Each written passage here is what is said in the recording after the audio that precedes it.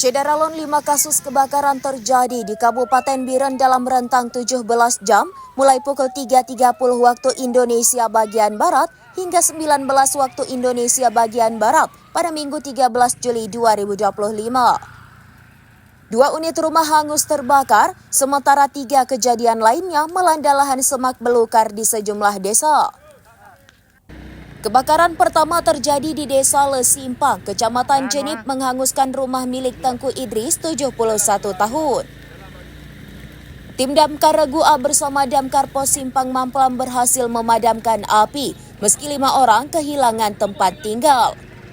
Penyebab kebakaran belum dapat dipastikan. Sekitar pukul 14 waktu Indonesia bagian Barat, kebakaran kembali terjadi di Desa Payarangkuluh, Kecamatan Kutablang. Tim Damkar Regu B bersama Damkar Pos Kutablang bergegas ke lokasi.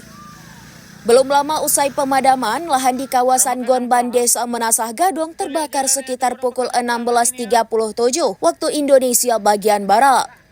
Hanya berselang 2 menit sebelumnya, sebuah rumah permanen di Desa Payabing, Kecamatan Jangka juga dilalap api. Petugas damkar kembali bergerak untuk memadamkannya. Kebakaran terakhir terjadi pukul 19 waktu Indonesia bagian Barat di Dusun Cureh Timur, Gampung Gelanggang, Kecamatan Kota Juang, membakar rumpun bambu.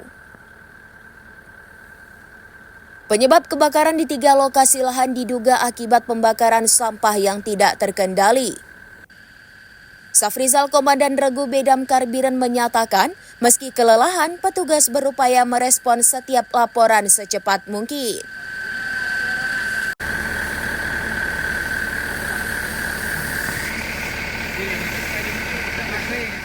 Dari Biren, Yusmandin Idris, SerambiNews.com.